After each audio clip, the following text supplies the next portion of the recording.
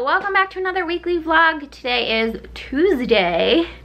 Keep having to remind myself what day it is. I don't know why this week has felt like such a blur lately. Such a blur. Today is Tuesday. I just finished filming some videos for this week, which you will hopefully have already seen. And Hugo and Jeff are out. Jeff just took him to the playground so I could get some time to film, which was really nice. And hopefully they are enjoying this beautiful day. It's such a beautiful fall autumnal day. We've been having some like picture perfect fall days here in the northeast of the United States, and it's been such a joy. So I wanted to pop on here. Hold on, let me put you down for a second. Also, I curled my hair. Thank you guys so much for all your sweet words on last week's weekly vlog about me like not feeling good in my own skin and just feeling kind of like ugly. You guys were so sweet, and you were all like, been there, currently experiencing it, it'll be okay. And like that's what I needed to hear. And it's, you know, I try not to let my brain go there, but like I said in the week, sometimes you just can't help it. And some, like today I wasn't feeling great this morning, but I put some makeup on, I curled my hair, and I'm feeling a little bit better. So there you go. Also my bed's not made. Like, I don't make my bed. So, some news. Something that I recommend for everyone. And just like, I mean, I guess if you're gonna be an adult, like you should know about health insurance. Especially if you live in the United States and it's an issue. And you should know like what your co-pays are, but especially if you're pregnant. And like, here's my PSA to you as your friend, is that if you are unsure about like the costs, like what the labor and delivery costs or hospital costs are gonna be for your pregnancy, for your delivery, call and find out. Because I am the type of person, I'm telling you right now, I'm not great with money, and I don't like talking about money. I just never have. I have been though in the past few years, and like I've mentioned in some like previous videos, I've been trying to get better about it, because I know as like an adult and like a mom and as a pregnant lady, like that's all super important. And yesterday, like a few days ago, I'd asked Jeff, like, let's contact the insurance company and find out what, because your insurance company should be able to give you some sort of like guesstimation on what your hospital stay is going to look like in terms of finances. From previous patients of theirs, clients, I don't know what you would call them, they should be able to give you a ballpark of like, okay, well, like any inpatient services won't cost you anything, but you'll have this copay. Or, you know, you'll have no copay, but you'll have these costs once you're out of the hospital. Or like ask for an itemized bill, or like all of that type of stuff that if you're like me can just seem so overwhelming. So we did that, and the cost of my C-section is going to be up, like so we have a $500 copay for hospital night stay. Obviously I'd rather be staying at like the Contemporary or the Grand Floridian at Disney World for $500 a night, but I guess if I have to pay $500 a night, it's fine, being that we won't be paying, they are saying that we won't pay for anything else. So our max would be like, if I'm there for 2 or 3 nights, anywhere from $1,000 to $1,500. And that's just for me. That doesn't include the baby. So ask your insurance company about your baby as well. So that, I mean, that's good to know. It's definite, like, it's better to know than it is to not know. And I'm the type of person, like, sometimes I just would rather not know about things, especially financial things. Like, just don't even tell me. But I have been learning and growing, and as I've been getting older, I realized, like, no, actually sometimes it is better to know, so that you can plan. And I mean, can we afford that? I mean, yes, like, we'll be fine. It's just, especially during the holiday season, it's something that I'm grateful that we know. I'm grateful that we know. I don't trust insurance companies. I just don't. And I don't trust that like we won't get any other sort of surprise bills.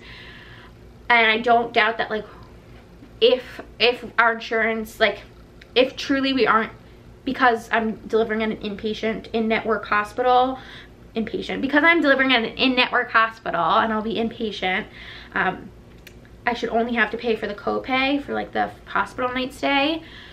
I don't know. I I don't know. I wouldn't be surprised if I had some surprise hospital bills, because that tends to be a bit of a, you know, a theme sometimes with insurance companies, but I'm hopeful that that won't happen. So anyway, I just wanted to share that with you guys, especially if you're a bit hesitant to contact your insurance company, or you just wanted to know, how much are you paying for your C-section? That's what it sounds like we'll be paying. It sounds like we'll be paying around $1,000 to $1,500. I'm gonna say $1,500. Then I had my husband call about the baby and like see what the baby's copay is.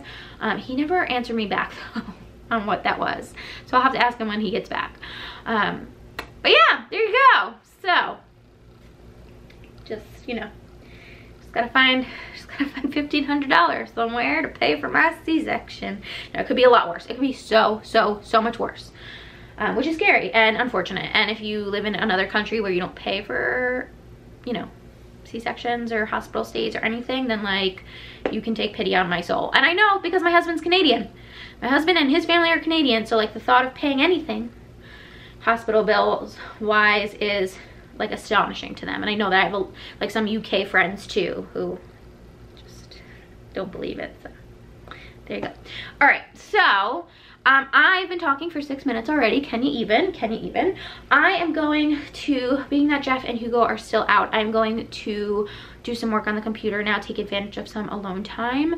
It's later in the afternoon. I think it's probably almost 4 o'clock now. So I will have to start making Hugo's dinner soon. Good morning, everyone. It's 6:38.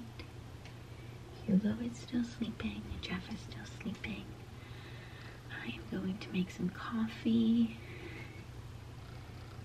And yeah, maybe get like 20 minutes before he goes up for the day. Only woke up twice last night. Only had to go to the bathroom twice. It was kind of a miracle. I feel really good today. Good morning. Say good morning, everybody. I'm gonna have my breakfast now. Hugo is up. It's 7:15. Oh, that's terrible lighting. You know, just so much happening. That's your waffle. Oh my goodness, so many things happening. What did I want to tell you? Oh, I got a really cool email last night from Happiest Baby. They're the makers of, it's the guy, Dr. Harvey Karp, I think his name is. They make the snow bassinet. We're renting the snow bassinet for this baby. And I got an email saying that they are shipping it this week. We should get it this week because they're nervous about like shipping delays, and like we had scheduled to have it delivered on November 2nd. That's so silly, right? Such a silly toaster. I'm warming up the waffle before I like actually toast it. That way it actually defrosts, in case you're wondering. They're nervous about shipping delays and warehouse closures, and I had it originally down to ship for November 2nd. So they said, just you know, be on the safe side, we're gonna ship it this week. That's so exciting. We're getting this new this week, and I'm really excited about the idea of renting it. And if you don't, if the baby hates it, being able to send it back. Save that money, send it back. It's actually, this new is going to be a gift from my parents. So my parents are actually paying for the rental of this new. And that was a really generous sort of new baby present for us. So thank you, Mom and Dad. And here's to hoping it works. Here's to hoping it works. Here's to hoping. Can I just give a shout out to the real MVP of pregnancy? Bagels. I don't know if there's anything more delicious than an everything bagel while you're pregnant. Or at any time, really. Why are they so good? Mom! How do you wake him up? Knock, knock, knock, wake up! Hello, sneaky boy. Howdy, Howdy, good morning. It's Thursday. Jeff just took Hugo out on a walk. I wanted to sit down and really quickly just chat with you about two things. Well, three things. First, I'm sorry that I didn't vlog yesterday. I vlogged in the morning and then, I don't know, the day took a turn. I got tired. I just felt like so pregnant yesterday and it was so hard for me to do anything. Okay, so the first thing is, yesterday I posted my why I'm having a C-section video, and I just wanted to clarify and make like totally clear that I absolutely love my doctor. If I didn't love my doctor, or I didn't love the midwives, or the, like, I just wouldn't go to that practice, right? I would go to a different practice, I'd go to a different hospital. And you know, it was hard because I was getting comments like people questioning the OB and like saying like maybe, I don't know, it was a lot. And so I was just like, you know what, I just want to make sure, I know not everyone watches my weekly vlogs, but I just wanted to put on the record that like I love my doctor. I love her, like everything about her, her demeanor, she's so intelligent, like I just love her. And I totally respect the midwives, and all of the labor and delivery nurses I had were out of this world fantastic. And like I'm not one to dwell on past situations, so I'm not one to think like, oh, I wish my labor and delivery with Hugo would have went this way, or I think it would have went this way if we had done X, Y, and Z. Like it happened, it was the way it was, and like all we can do is move forward and move on, and that's it, you know. And I like totally trust my doctor and think we're making the best decision for me, and I couldn't be more excited and happier with the current situation. So just wanted to clarify that.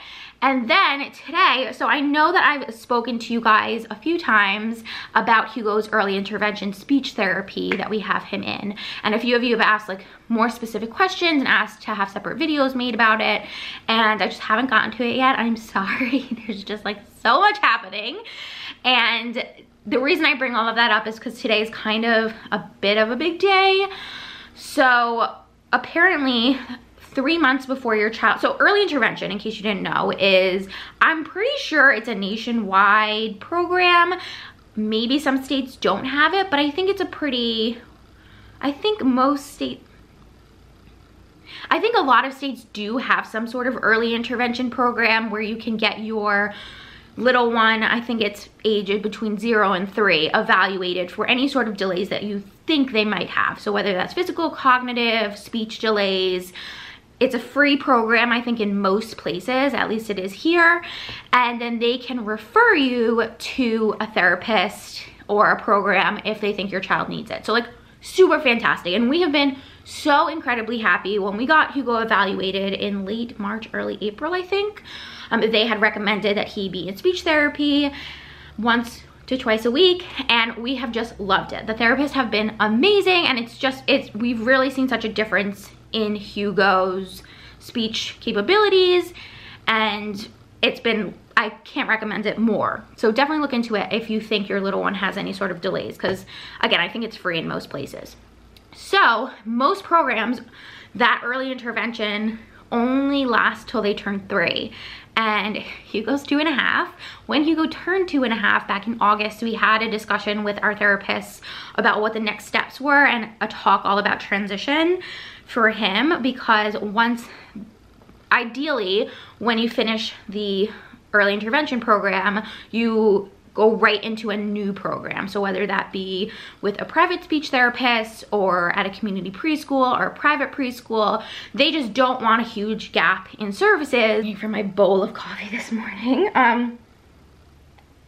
So we are having a meeting today. The reason I mention all of this is we are having a meeting today with the local preschool liaison and our therapist, and we are going to discuss their program and what their program looks like. And Jeff and I are supposed to have many a question.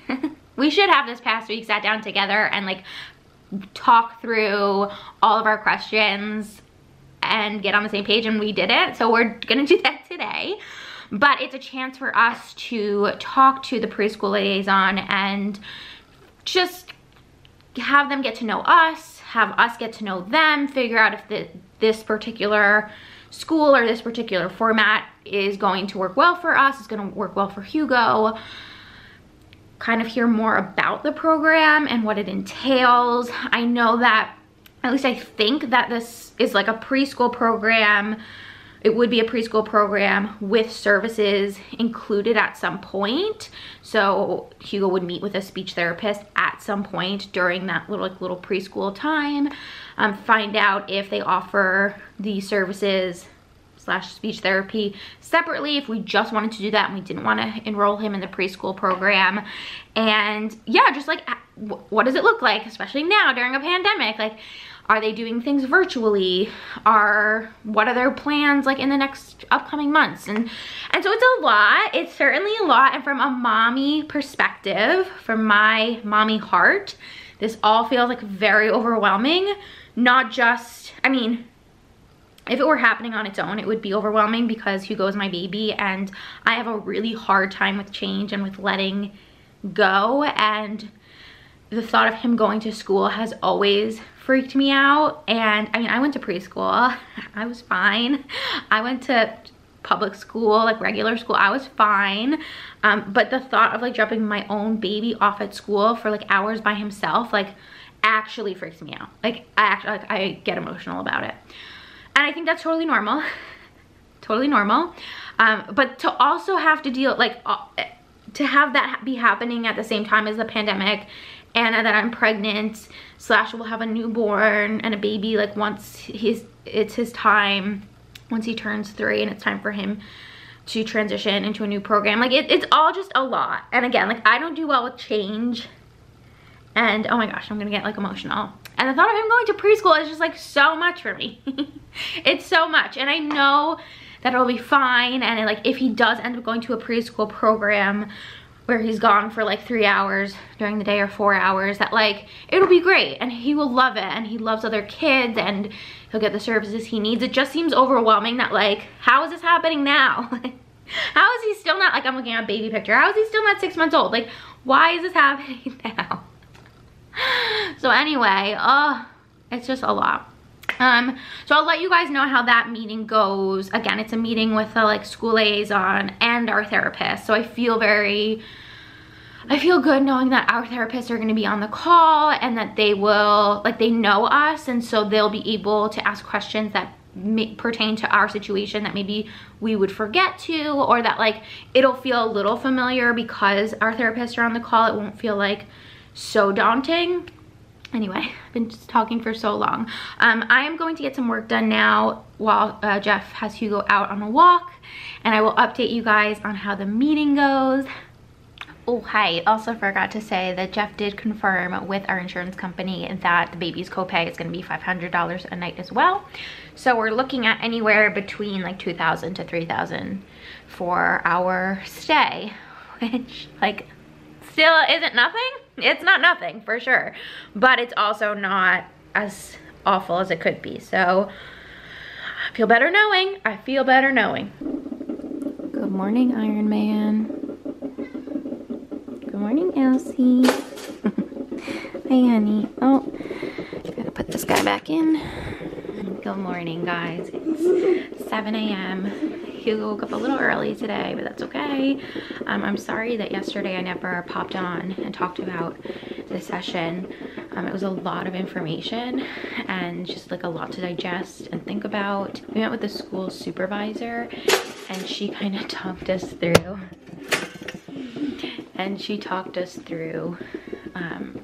Just like a very brief overview of the program, but more so just like of the next steps. So the next step is to have a meeting with their like team, their like special education team, and that team will ask Jeff and I like a bunch of questions and then do an in-person evaluation for Hugo.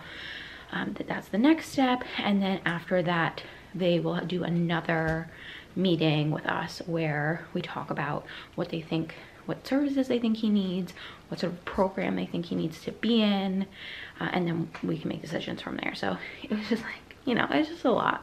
And then I went to go teach after, so and yeah, good information to have, a lot to think over. I'm gonna have some coffee now. I haven't had any yet and I'm feeling a little foggy.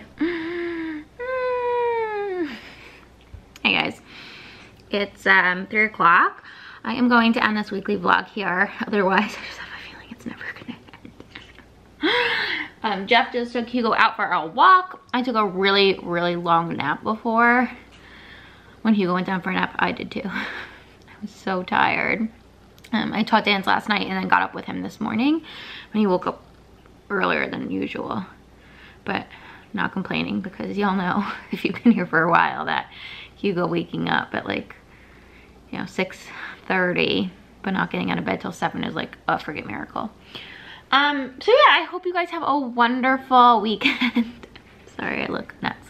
I hope you guys have a wonderful weekend, and I'll see you next week for another glorious week. Also, I have my 34-week doctor's appointment and growth scan, so that'll be fun.